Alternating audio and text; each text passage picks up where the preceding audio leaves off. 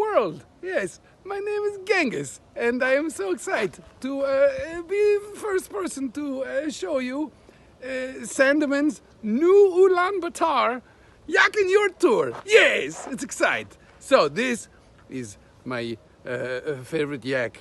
His name is and he's very nice. And also later I will show you, save for the end, my yurt.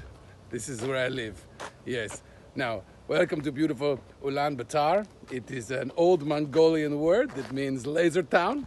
And this is a small Mongolian child, yes, raised on yak milk, and also a candy that we make from tar and bark. It is called don't, and it's good. It puts hair on your nugs. So yes, I am look forward to very much to show you Sandeman's new Ulaanbaatar Yak and Yurt tour.